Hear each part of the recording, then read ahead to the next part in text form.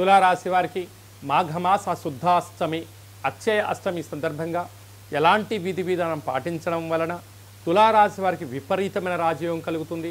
అష్ట కష్టాలకు స్వస్తి పలుకుతూ ఐశ్వర్యానికి ఆనందానికి విపరీతమైన రాజయోగానికి స్వాగతం ఎలా పలకాలో ఈ వీడియోలో సవివరంగా సంపూర్ణంగా తెలుసుకుందాం.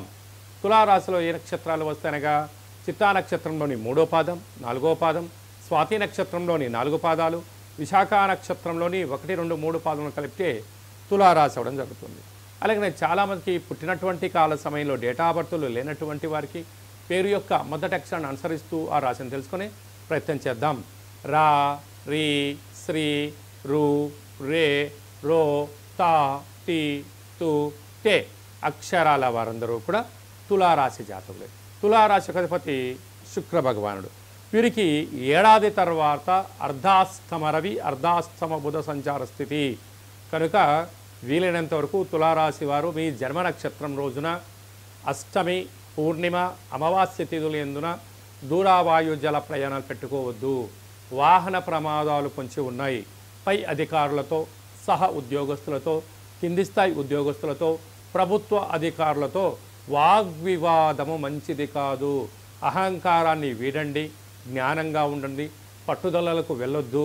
ఓపిక, పట్టుదల, సహనం, ఓర్పు, నేర్పు ద్వారా 90% ప్రమాదాలను నివారించే పరిస్థితి ఉంటుంది. లేకపోతే నిప్పుతో, నీటితో, ఆయుధాలతో చెలగాటమాడిన, బ్యాంకు లావాదేవీలతో ఓటీపీలు దొంగలించబడి ధనము సర్వము కోల్పోవడం, కోర్టు, పోలీస్ స్టేషన్ల మెట్లు ఎక్కడం, మానసికమైన స్థితి, అనారోగ్యానికి దారితీసే పరిస్థితి ఉంటుంది. అధికంగా ఆలోచించారా బ్రెయిన్ స్ట్రోక్, పెరాలసిస్ వచ్చేటువంటి అవకాశాలు చాలా అధికంగా ఉన్నాయి.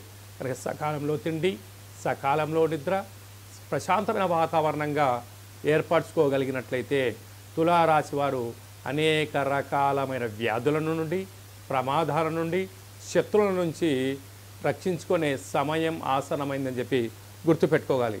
సంతాన స్థానంలో శని భగవానుడు సంచారం చేయడం వలన వివాహమైన వారికి సంతాన యోగము, పిల్లల యొక్క చదువులు, అభివృద్ధి, విదేశాలకు వెళ్ళాలి, రాజయోగాలు ఎలా పొందాలి, ఆస్తులు, చరాస్తులు, క్రయ విక్రయాలు యోగదాయకం. 6వ స్థానంలో శుక్రరాహుల సంచార స్థితి ఉండడం వలన దయచేసి అప్పులు ఇవ్వద్దు, అప్పులు తెచ్చుకోవద్దు. విలాసవంతమైన జీవితం గడపాలని మీకు కోరిక ఉంటుంది. అలా అని చెప్పి హంగులకు, ఆర్భాటాలకు, విందులకు, వినోదాలకు మీరు వెళ్ళారా?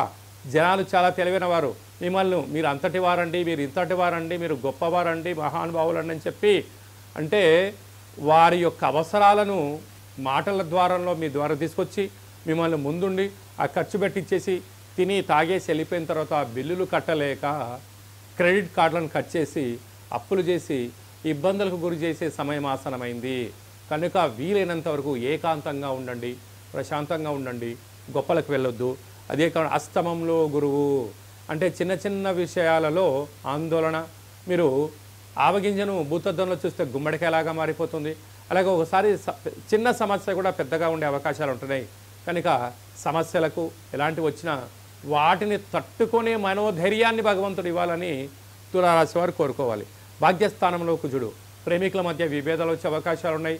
భార్యాభర్తల మధ్య విభేదాలు వచ్చేటువంటి అవకాశాలు ఉన్నాయి. అన్నదమ్ములతో, అక్కాచెల్లతో, పార్ట్నర్షిప్ వ్యవహార కార్యక్రమాలతో వీలైనంత వరకు మౌనం, ధ్యానం, ఏకాగ్రత, గౌరవాన్ని ఇచ్చి పుచ్చుకోగలిగితే చాలా మంచి కాలము అని చెప్పి గమనించాలి. వ్యయంలో కేతు, ఒక్కోసారి అనుకుంటూ ఉంటారు అంతా నాకు తెలుసు, నీకేం తెలుసు అని అనుకుంటూ ఉంటారు.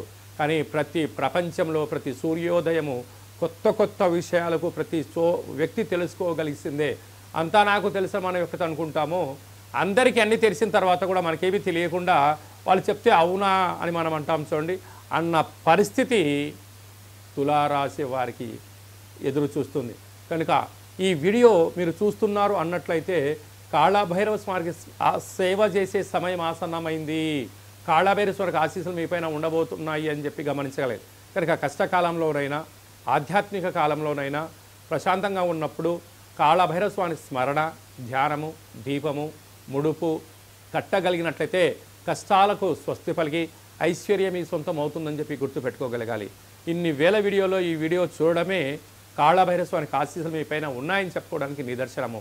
సాఫ్ట్వేర్, హార్డ్వేర్ ఉద్యోగస్తులు, వ్యవసాయ సోదరీమణులు, మార్కెటింగ్ రంగంలో ఉండబడిన వారు, యూట్యూబ్, వాట్సాప్, ఫేస్బుక్ క్రియేటివిటీ రంగాలుగా ఉండబడిన వారందరికీ కూడా దేవతా ఆరాధన అవసరం అని చెప్పి గుర్తుపెట్టుకోగలగాలి.